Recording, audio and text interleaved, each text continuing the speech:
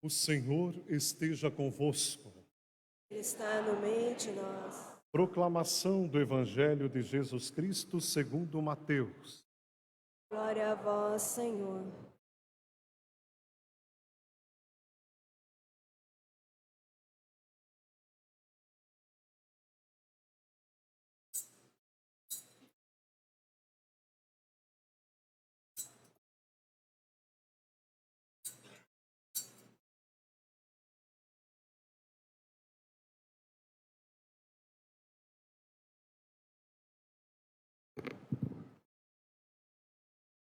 Naquele tempo, vendo Jesus as multidões, subiu ao monte e sentou-se. Os discípulos aproximaram-se e Jesus começou a ensiná-los. Bem-aventurados os pobres em espírito, porque deles é o reino dos céus. Bem-aventurados os aflitos, porque serão consolados. Bem-aventurados os mansos, porque possuirão a terra. Bem-aventurados os que têm fome e sede de justiça, porque serão saciados. Bem-aventurados os misericordiosos, porque alcançarão misericórdia. Bem-aventurados os puros de coração, porque verão a Deus.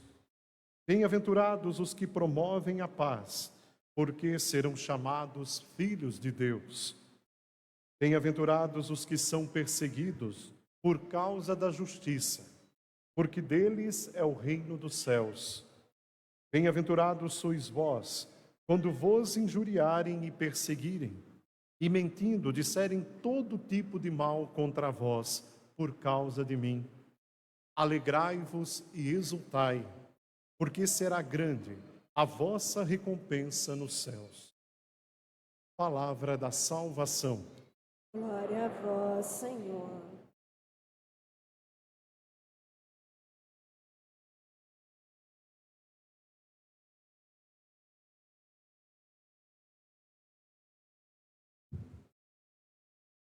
Podemos nos assentar, por gentileza. Nós temos a oportunidade hoje de nos encontrarmos ao redor da mesa da palavra e da Eucaristia e juntos rezarmos algo que eu e você, como batizados e batizadas que somos, buscamos, que é nos identificarmos com aquilo que é mais próprio e originário de cada um de nós, que é a nossa santidade. E parece-me que no mundo em que nós nos encontramos situados, há algo que possa nos impedir ou de nos desconfigurar na busca por essa identidade. Porque vamos nos afastando deste ideal e que não é só uma ideia, mas sim uma realidade tão concreta, tão próxima de nós. E quando a gente reza a santidade na nossa vida, a gente primeiro tem que entender que a santidade é dom que eu e você recebemos, mas ao mesmo tempo é compromisso, é tarefa, é responsabilidade. Então, se nós pudéssemos sintetizar toda a celebração eucarística de hoje, seria uma pobreza, né? Na liturgia da sua palavra tão rica, eu diria que nós pudéssemos sair daqui dizendo que santidade é dom e é compromisso. Pois bem, e aí, quando a gente vai ao encontro da liturgia da palavra de hoje, nós podemos ver 3 imagens que a palavra de Deus nos oferece. A primeira imagem que nós temos para entender essa realidade da santidade está lá no livro do Apocalipse, que eu e você escutamos agora há pouco. E se vocês bem prestaram atenção, esta primeira imagem fala da festa dos vencedores. Da festa dos vencedores. Se vocês viram a cena que João narra no livro, vocês percebem que é um grande coro que tem palmas nas mãos, uma grande multidão em festa. E eu lhes digo que esta é a cena do Apocalipse vibrante. É uma cena justamente que fala da circulação de vida e amor, que une o céu e a terra, que nós hoje lá escutamos. Ou seja, essa comunhão dos santos, essa realidade de muita gente que viveu aqui peregrinando e lá celebra a vitória daquilo que viveu aqui. neste peregrinar, nesta terra. Por isso, vocês percebam lá, hoje, na primeira leitura, que toda a realidade daquela multidão estava impregnada em Deus e de Deus em suas vidas. Essa é a visão que João nos mostra. Eles cantavam o triunfo de que venceram as realidades destrutivas. E quantas são as realidades que eu e você enfrentamos que são destrutivas a mim e a todos nós? Pensa agora, aquilo que vai nos consumindo e nos distanciando, como eu falei para vocês, do projeto originário na nossa vida. Por isso nós temos que celebrar hoje que a santidade, ela é uma vitória para mim, uma vitória para você, uma vitória para toda a comunidade que celebra a sua fé. Não podemos perder isso de vez. E aí é importante que nós também tenhamos a coragem de que aquelas pessoas que chegaram lá, naquela celebração bonita, triunfante da vitória, foram homens e mulheres que testemunharam a sua fé. É o que nós escutamos. Eles não conseguiram ser santos sozinhos. Ninguém consegue a santidade sozinho.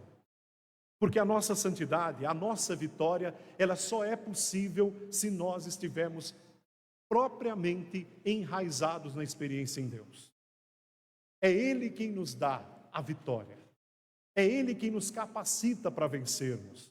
Porque Ele é os santos dos santos, como nós escutávamos, inclusive, na primeira leitura de hoje. Ele é a fonte de toda a santidade. Toda a santidade. Então, primeiro a gente iniciar dessa maneira, dizendo que é esta esperança que eu e você carregamos no coração. E aí vem algo importante que na segunda leitura de hoje, na carta de São João, nós também escutamos que a santidade, como eu dizia para vocês no início, é uma tarefa. É uma tarefa, é um compromisso, é uma construção que eu e você precisamos realizar e precisamos fazer, que eu e você não estamos prontos, nós estamos inacabados. E santidade é essa construção. Santidade é a capacidade da gente ser gente normal, mas ao mesmo tempo, gente normal, mas que vive as coisas extraordinárias no ordinário.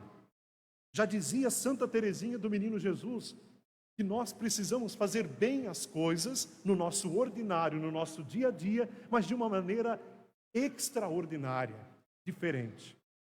Porque se constrói no chão da vida. A santidade se constrói lá na tua casa, naquele espaço que você tem, no teu trabalho, na tua profissão que você abraçou, na tua vida comunitária paroquial, na missão da pastoral, numa sociedade onde você esteja inserido, é ali que se constrói a santidade. E eu estou lá. Santidade, povo de Deus, é realidade que abre para mim um novo horizonte. Eu não posso ser isto daqui que eu acho que está bom. Esse padre Anderson, esse sacerdote, esse homem, ele não é suficientemente ainda aquilo que Deus quer que ele seja. Nem mesmo você que está sentado aqui hoje, há muito mais para você abrir, justamente no dom da sua vida. Você não é o pai nem a mãe que você acha que está pronto, acabado, desse jeito e dessa forma. O esposo ou a esposa, tem muita coisa para ser construída em você. Você ainda não é aquele profissional ou aquela vocação que você abraçou o suficiente. Porque a santidade me põe em movimento, me faz me transformar. Por isso, lembre-se que santidade tem a ver com o futuro da vida. Eu não sou este presente ainda suficientemente. Eu quero ser muito mais em Deus, naquilo que Ele preparou para mim, no projeto que Ele fez para mim. Por isso que há algo em nós que nos potencializa, que nos capacita para isso. E o que seria uma semente vibrante em mim e em você? O batismo. O meu batismo me capacita para ser santo, para ser santa. É a realidade mais profunda que está em mim e em você. Por isso vamos construir a partir dele, desejando a nova vida na vida do Cristo. E aí, para finalizarmos esta partilha, se eu falei da primeira imagem, que é essa da igreja que luta, que alcança a vitória, a segunda de que nós somos homens e mulheres que se constroem, como nós escutamos, nos configurando a Cristo, buscando a experiência desse amor profundo que Ele experimentou e que nós somos convidados a experimentarmos. Agora nós temos uma terceira imagem no Evangelho de hoje, das bem-aventuranças. E aí, essa terceira imagem tem a ver com a identidade. O que é que nós precisamos mostrar ao mundo, revelar ao mundo, como cristãos que somos? Jesus Cristo. A minha configuração a Cristo. Eu preciso me cristificar. Eu preciso tomar em mim essa identidade. É tão bonito que o Papa Bento XVI, na Verbum Domini, diz justamente que para eu me cristificar, para que eu mostre a identidade dessa santidade, é preciso que eu tenha um dom que eu possa pedir a Deus, que é o dom da escuta da palavra. Escutar a palavra de Deus, ter contato com ela, familiarizar-se com ela. Isto é importante para a minha santificação, para eu ter critérios, para eu ter uma baliza de como estacionar minha vida na paternidade, na maternidade, na vida social, na vida espiritual, afetiva. A palavra de Deus me capacita para isso, mas para isso eu preciso escutar. E um mundo em que nós não conseguimos parar para escutar, vai dificultar a construção da minha identidade, da minha santidade. E o Papa também Francisco, recentemente nos seus documentos, ele dizia assim: presta atenção, além da palavra de Deus, como nós escutamos em Bento XVI, presta atenção no santo e na santa, na Dona Maria, no seu Joaquim, que está do teu lado na varanda. É aquele santo do alpendre, o santo da porta direita e da porta esquerda, da frente e de trás. Ou seja, entre nós há homens e mulheres simples, mas que testemunham a força de Deus e a sua fé de uma maneira extraordinária. Quem de nós já não encontrou este homem ou esta mulher ao longo da nossa vida? Lá no alpendre, ele diz assim, na varanda. Ou seja, o santo da porta ao lado, que está tão próximo de nós, está tão próximo de nós, que a gente nem percebe a manifestação de Deus tão presente neste homem e nesta mulher. Por isso a gente precisa buscar estes rostos em nossas vidas. E aí, para hoje, nós escutamos as bem-aventuranças, que vão ser para nós como que um modo de nós mostrarmos para o mundo, que sintetiza toda a realidade do Evangelho, e que diz assim: é por aqui que nós vamos nos configurar a Cristo, que nós vamos nos mostrar justamente, não a nós mesmos, mas o rosto de Cristo entre nós. E aí diz assim: bem-aventurados os pobres em espírito. O que é a pobreza de espírito, povo de Deus? O que é a pobreza? Se não é eu ter a capacidade de abertura, é eu ser aberto sem resistir, reconhecer que nós precisamos de Deus em nossas vidas e superar o autossuficiente, o egoísmo, o individualismo. Eu me abro à novidade de Deus na minha história. Isso é ser pobre em espírito. E aí ele diz assim: bem-aventurados também os mansos. O que é a mansidão? Quem de nós já não encontrou pessoas com um autocontrole tão bonito na vida, um justo equilíbrio, que sabe conviver, que sabe ter domínio de si mesma? Isso é mansidão. Mesmo diante das fragilidades, das vulnerabilidades do mundo, da sua própria vida, a pessoa se mantém justamente com um equilíbrio, inteira, dignamente inteira. Isso é ser manso. E ele diz assim: bem-aventurados os que choram. Poxa vida, quem de nós já não chorou? Quem de nós já não experimentou a impotência na vida? Mas quem de nós, ao mesmo tempo, passou pela impotência, pela vulnerabilidade, passou pelo sepulcro vazio e depois ressuscitou, trouxe vida nova naquela realidade de sofrimento? Essa é a minha vida, a minha realidade em Deus. Passar por um calvário, mas ao mesmo tempo esperar pela ressurreição. É isso que eu professo na minha fé e que todos nós somos convidados a professar. Por isso, o chorar é, na verdade, se reconciliar com as realidades que estão aí para serem enfrentadas. Quem de nós já não encontrou um enfermo, uma pessoa tão cheia de Deus na sua enfermidade, passando por tantas dificuldades e mostrando-nos justamente o amor, a misericórdia de Deus naquela realidade? Ele diz que bem-aventurados aqueles que têm sede de justiça. O que é ter sede de justiça? Quantas relações nossas estão deterioradas e precisam ser, na verdade, reparadas, e precisam ser vistas com um olhar justo? Quem de nós já não encontrou ou viveu situações desta maneira, mas o quanto nós precisamos agir na onde nós estamos com a justa medida de decisões, de escolhas, para reparar, restituir as relações. E olha que em seguida ele diz também que bem-aventurados são aqueles que alcançarão misericórdia. O que é ser misericordioso? É ter a capacidade de abraçar, de perdoar, de acolher aquele que cometeu equívocos. Porque eu também cometo equívocos. Eu também preciso do abraço do outro, do perdão do outro na minha história, na minha vida. Por isso, restituir as relações, como a gente falou na bem-aventurança anterior. E por fim ele diz, mais três ainda obras, na verdade, bem-aventuranças. Ele diz assim, bem-aventurados os puros de coração. E eu quero dizer para vocês que ser puro de coração não é ser inocente. Não é ser inocente. Ser puro de coração é fazer uma limpeza interior dentro da gente. É deixar-se purificar. É tirar de nós rancores que a gente carrega. Questões mal resolvidas de um passado que nos persegue e que nos paralisa. Ser puro é desejar o bem para os outros. É querer que o outro se dê bem na vida. Ser puro é ser transparente numa vida.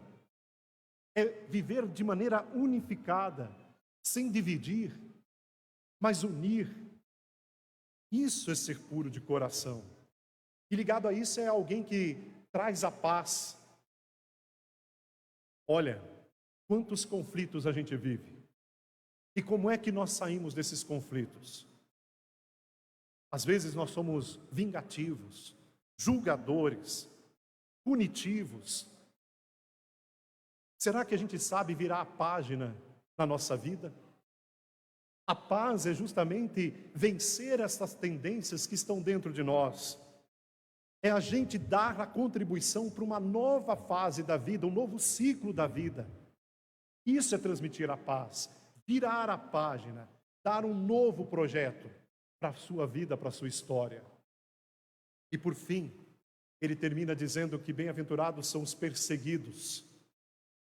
Poxa, ser perseguido, quem de nós que gosta de ser maltratado, não acolhido, cancelado, como diz hoje nas redes sociais? Não. A perseguição, povo de Deus, é consequência da gente ter sido profeta na onde nós deveríamos. A perseguição é justamente aquela capacidade, muitas vezes, de receber descréditos da realidade que dá à nossa volta.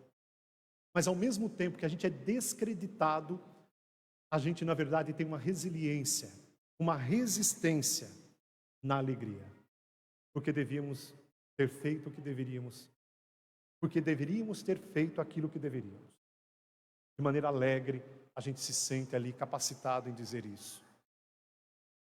E por fim, termino com cada um de vocês dizendo o seguinte: a santidade é o rosto de quem é alegre. Não de gente eufórica, mas de gente alegre. Gente que é alegre porque, mesmo diante de tudo aquilo que eu falei, ainda permanece na busca. Sabe aonde quer chegar. É como aquela flecha e aquele arco que é disparado, que vai justamente no movimento de acertar o alvo. Como eu dizia hoje no ato penitencial, vamos pedir perdão a Deus pelas vezes que a gente errou o alvo. A gente pode continuar acertando.